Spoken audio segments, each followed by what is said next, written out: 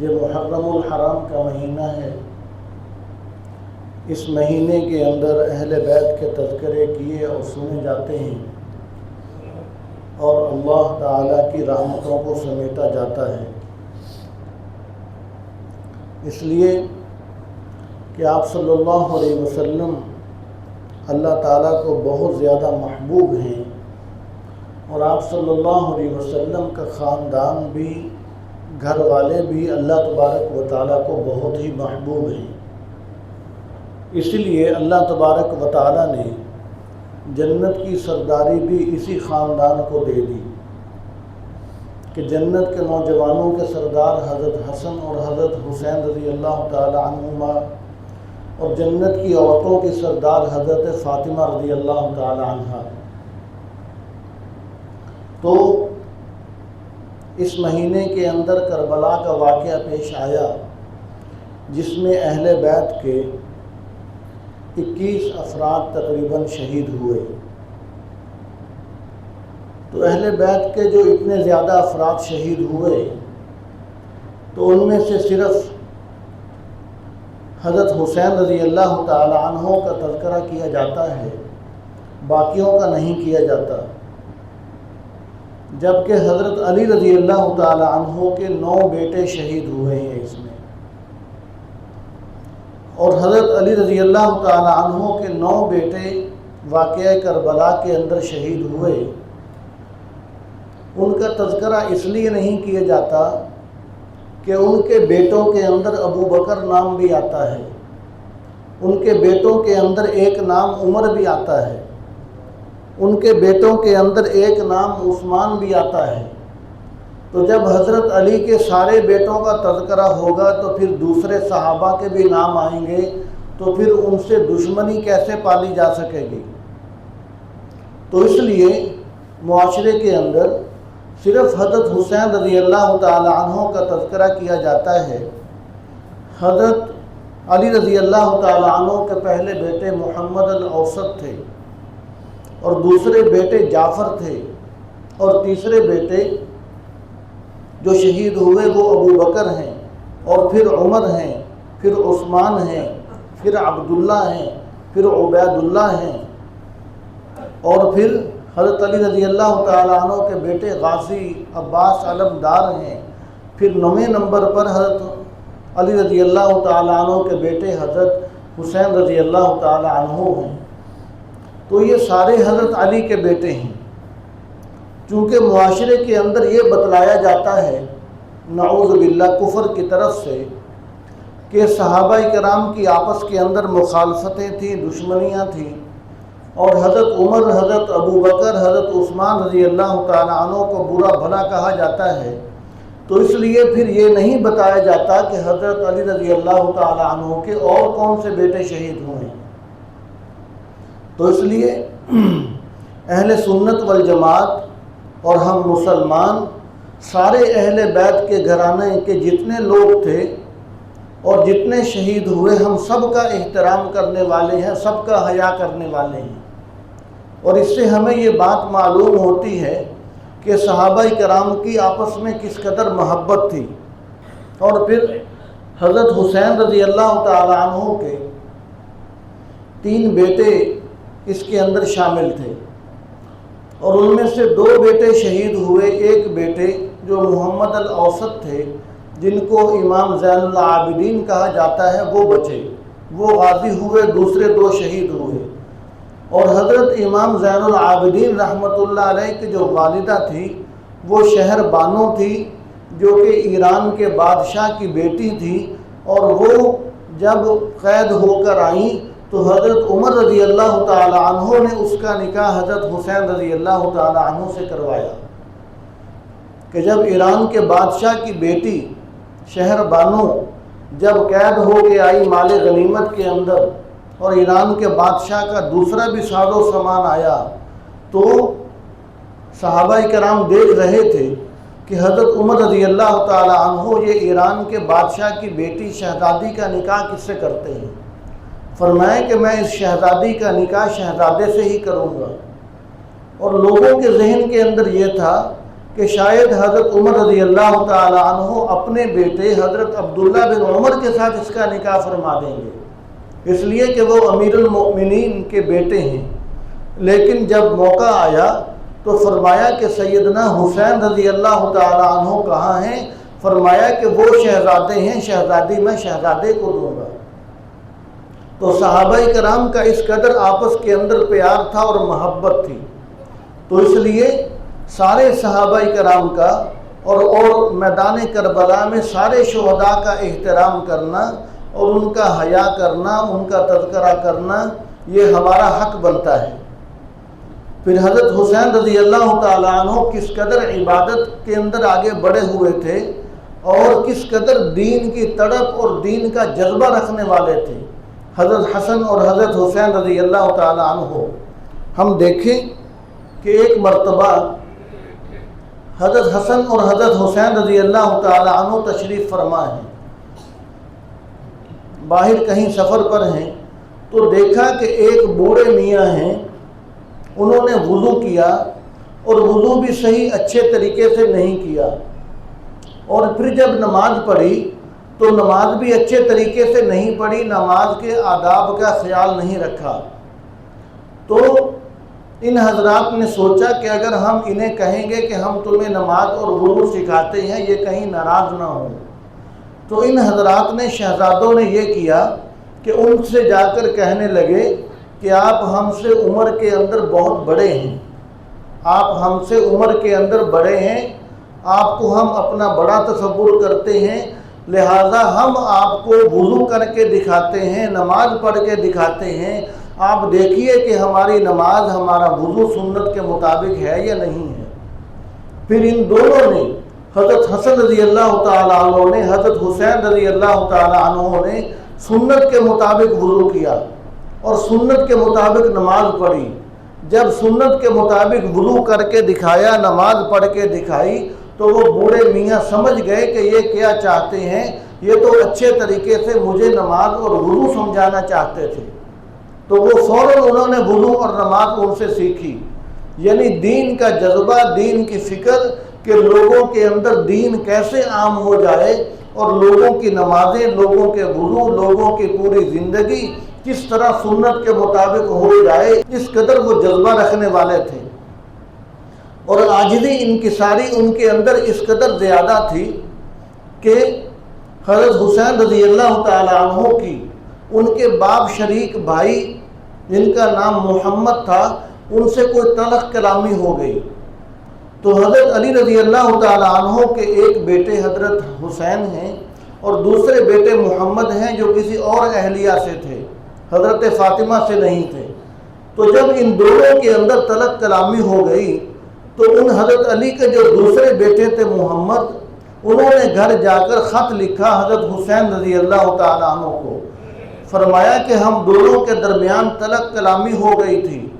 لہذا میں آپ سے صلح کرنے کے لیے آ رہا ہوں،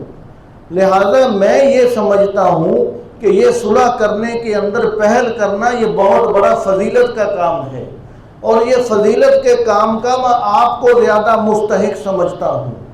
اور فرمانے لگے کہ اس لیے کہ میری ماں تو اور ہے، آپ کی ماں سیدہ فاطمہ ہے، آپ کی ماں حضور کی لاڈلی بیٹی ہیں، آپ کا مقام اور مرتبہ مجھ سے کہیں زیادہ ہے۔ اور وہ فرمانے لگے کہ میری ماؤں سے دنیا جہان بھر جائے پھر بھی سیدہ فاطمہ رضی اللہ تعالی عنہ کا وہ مقابلہ نہیں کر سکتی۔ فرمایا کہ آپ ایک عظیم ماں کے بیٹے ہیں، لہذا آپ کا مقام اور مرتبہ یہ ہے، آپ کا یہ حق بنتا ہے، آپ کی شان کے یہ لائق ہے کہ آپ صلح کے اندر پہل کر کر زیادہ اجر و ثواب حاصل کریں، ورنہ میں تو آ ہی رہا ہوں۔ اور جب حضرت حسین رضی اللہ تعالیٰ عنہ کو یہ خط ملا، خط پڑھا تو خط پڑھتے ہی فوراً ان کے گھر کی طرف روانہ ہوئے اور ان کے ساتھ سلام دعا کی، صلح کی۔ تو اس قدر حضرت حسین رضی اللہ تعالیٰ عنہ عاجزی اور انکساری والے، اور ان کی زندگی سے ہمیں یہ سبق حاصل ہوتا ہے کہ ہمارے اندر بھی کوئی اگر تلخی ہو جائے، کوئی ترک کلامی ہو جائے، کوئی کسی سے ناراضگی ہو جائے، تو اس کے اندر پہل کرنا یہ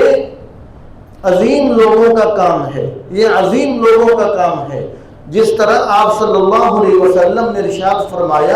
فرمایا کہ پہلوان وہ نہیں ہے کہ جو کسی دوسرے کو گرا دے، فرمایا کہ پہلوان صحیح معنوں میں وہ ہے جو اپنے غصے پر قابو کر لیتا ہے،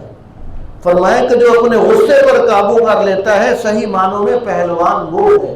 تو اس لیے ہمیں بھی چاہیے کہ اہل بیت کی حضرت حسین رضی اللہ تعالیٰ عنہ کی زندگی یہ سبق سیکھ کر ہم بھی اس طرح کے پہلوان بنے کہ ہم بھی اپنے غصے پر قابو کرنے والے بنے اور ہم بھی خیر کے کاموں کے اندر پہل کرنے والے بنے۔ اور حضور صلی اللہ علیہ وسلم کا پاک ارشاد ہے، فرمایا کہ جو حق پر ہوتے ہوئے بھی اپنا حق چھوڑ دیتا ہے صرف اللہ تعالیٰ کی رضا کے لیے، فرمایا کہ میں اس کو گارنٹی دیتا ہوں، اس کو ضمانت دیتا ہوں کہ جنت کے درمیان کے اندر اللہ تعالیٰ سے میں اس کو محل لے کر دوں گا۔ اس سے بڑی اور ضمانت کون سی چاہیے؟ تو اس لیے ہمیں چاہیے کہ ہم ایک دوسرے کے ساتھ پیار اور محبت کے ساتھ رہنے والے بنیں۔ اگر تلک کلامی ہو جائے تو ہم آگے بڑھ کر اگر ہم صلح کے اندر اور عاجزی اختیار کرتے ہوئے پہل کریں گے تو یہ کوئی گھٹیا لوگوں کا کام نہیں ہے، یہ عظیم لوگوں کا کام ہے۔ آپ صلی اللہ علیہ وسلم نے ایسے شخص کو پہلوان بتلایا ہے۔ اور پھر ان مبارک ہستیوں کی زندگی سے ہمیں کیا سبق حاصل ہوتا ہے؟ حضرت حسن رضی اللہ تعالیٰ عنہ نے ایک مرتبہ دیکھا ایک غلام ہے باغ کے اندر بیٹھا ہے، باغ کا جو مالک ہے اسی کا غلام ہے، اور ایک روٹی اس کے پاس ہے وہ کھا رہا ہے اور ایک لقمہ خود کھا رہا ہے، اس کے پاس کتا بیٹھا ہے ایک لقمہ اس کے آگے پھینک رہا ہے۔ تو غلام ہے، حضرت حسن رضی اللہ تعالیٰ عنہ نے یہ منظر دیکھا، حیران ہو گئے اور پوچھا کہ ایک لقمہ اس کے آگے کیوں پھینک رہا ہے؟ فرمایا کہ مجھے شرم آتی ہے کہ یہ پاس بیٹھا للچائی ہوئی نظروں کے ساتھ میرے منہ کی طرف دیکھ رہا ہے اور میں پوری روٹی ختم کر لوں۔ فرمایا کہ مجھے شرم آتی ہے، اس لیے میں نے چاہا کہ آدھی روٹی میں کھاؤں گا، آدھی روٹی میں اس کو کھلاؤں گا۔ تو حضرت حسن رضی اللہ تعالیٰ عنہ نے جب یہ دیکھا اور سنا تو سمجھ گئے کہ یہ غلام ہے لیکن یہ بہت بڑا سخی آدمی ہے، یہ بہت بڑا سخی ہے، یہ بہت اچھی صفات کا مالک ہے، اس لیے کہ ایک روٹی ہے، کوئی سالن وغیرہ بھی نہیں ہے۔ اس دور کے اندر رزق کی فراوانی بھی لوگوں کے پاس اتنی نہیں ہوتی تھی، اور پھر غلام ہے جس کے پاس ہے ہی ایک روٹی، وہ بھی ایک روٹی خود کھا رہا ہے، آدھی خود کھا رہا ہے، آدھی کتے کو کھلا رہا ہے۔ تو حضرت حسن رضی اللہ تعالی عنہ نے اس باغ کے مالک کو بلایا، اس کو بلا کر اس غلام کو بھی اس سے خرید کر آزاد کر دیا اور اس باغ کو خریدا، باغ خرید کر اسی غلام کو ہدیہ کر دیا۔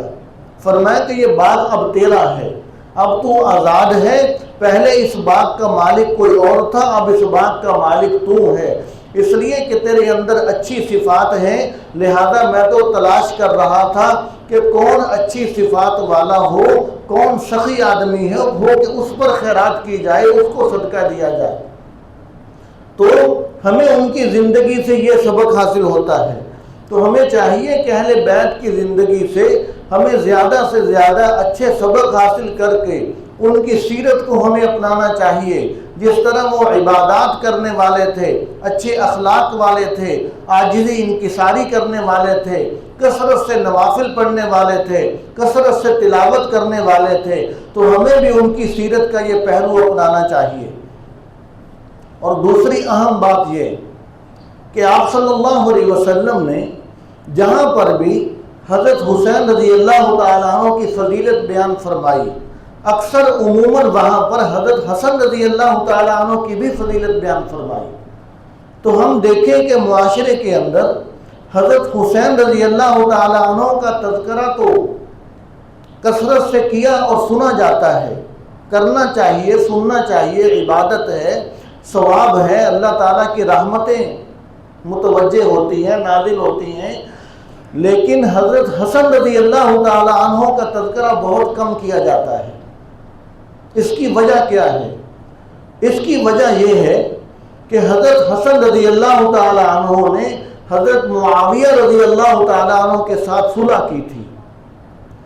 حضرت حسن رضی اللہ تعالیٰ عنہ نے حضرت معاویہ رضی اللہ تعالیٰ عنہ کے ساتھ صلح کی تھی.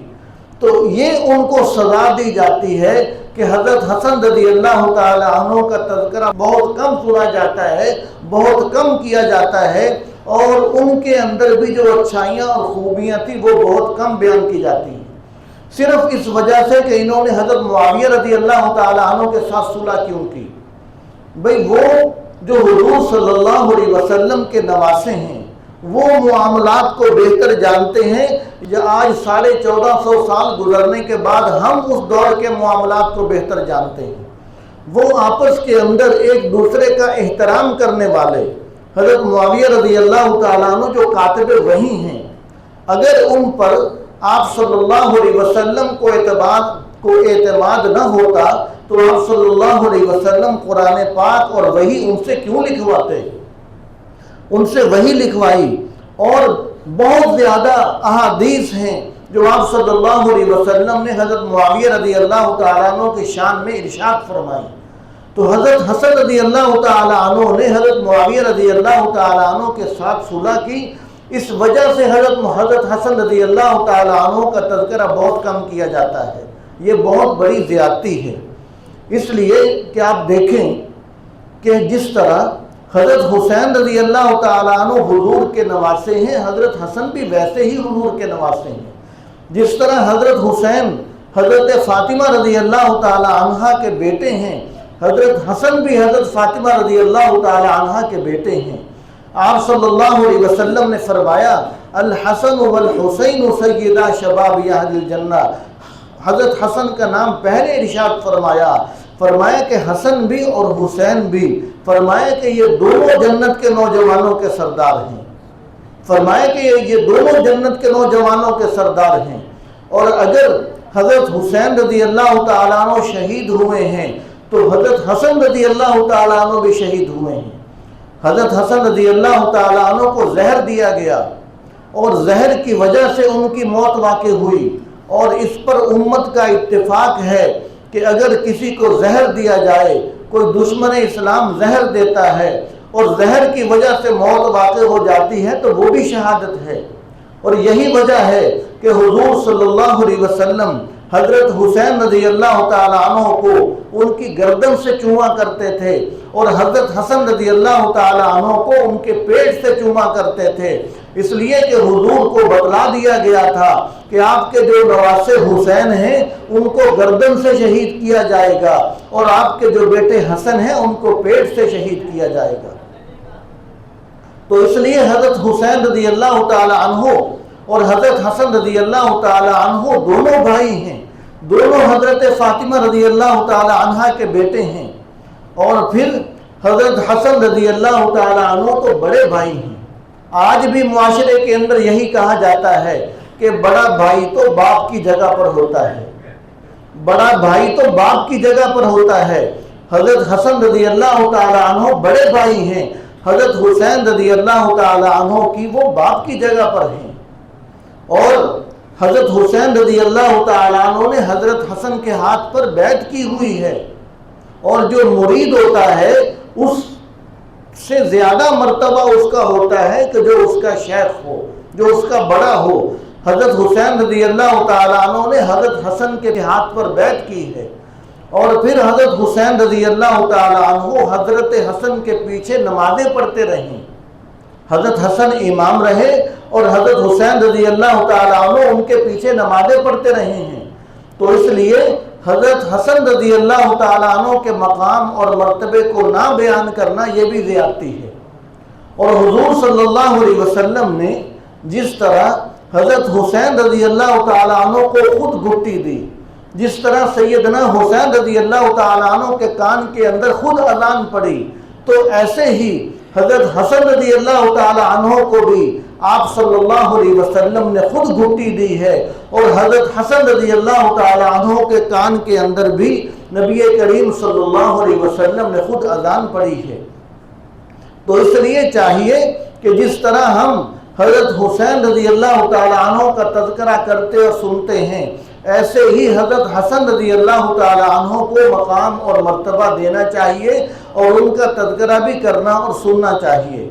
اور حضرت حسن رضی اللہ تعالیٰ عنہ بھی حضور کے نواسے، جس طرح حضرت حسین رضی اللہ تعالیٰ عنہ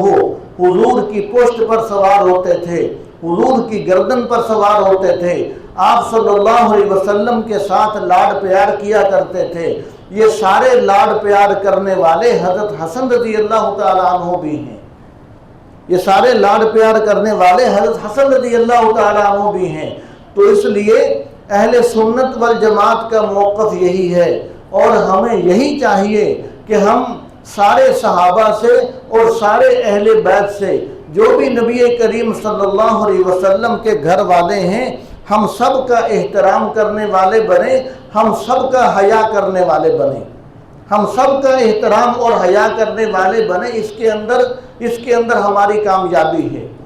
اور ان حضرات کی مقدس ہستیوں کی زندگی کو دیکھ کر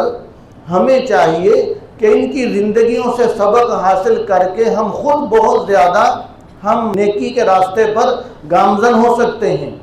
اب حضرت حسین رضی اللہ تعالی عنہ بہت زیادہ صدقہ خیرات کرنے والے تھے، کوئی بھی فقیر آتا اس کو خالی نہیں جانے دیتے۔ ایک دن نماز پڑھ رہے تھے تو دروازے پر فقیر آیا، تو فقیر نے آواز دی تو حضرت حسین رضی اللہ تعالیٰ عنہ کو پتہ چلا کہ فقیر ہے، کوئی مانگنے والا ہے، اپنی نماز کو مختصر کر لیا، اور اپنی نماز کو مختصر کر کے بعد میں خادم کو بلایا اور گھر کے اندر جو کچھ تھا وہ اٹھا کر فقیر کو دے دیا۔ یعنی اس قدر صدقہ خیرات کرنے والے۔ تو آج ہم دیکھیں کہ ہم صدقہ خیرات کے اندر بھی ہماری کچھ کارکردگی ہے یا نہیں ہے۔ اور پھر نماز تو وہ میدان کربلا کے اندر تو نماز قضا نہیں ہوئی، فرض نماز تو پڑھتے ہی پڑھتے تھے۔ حضرت حسین رضی اللہ تعالیٰ عنہ کے بارے میں لکھا ہے کہ وہ رات اور دن کے اندر عموماً 1000 رکعت نفل پڑھا کرتے تھے، رات کو بھی اور دن کو بھی ملا کر عموماً ان کی عادت مبارکہ یہ تھی کہ 1000 رکعت نفل وہ روزانہ پڑھا کرتے تھے۔ اب دیکھیے کہ جو 1000 رکعت نفل روزانہ پڑھتا ہے، جس نے 20-25 حج پیدل کیے ہیں اور جو تلاوت کثرت سے کرتا ہے، وہ کس قدر خیر کے کاموں کے اندر، عبادات کے اندر مشغول رہتا ہوگا۔ اس کے پاس فضولیات کے لیے کوئی وقت ہوگا، وہ تو سارا وقت عبادت کے اندر گزارتا ہوگا۔ تو ان کی زندگی سے ہمیں بھی یہ سبق حاصل ہوتا ہے کہ ہم بھی کثرت کے ساتھ زیادہ سے زیادہ وقت ہم بھی عبادت کے اندر گزارنے والے بنیں۔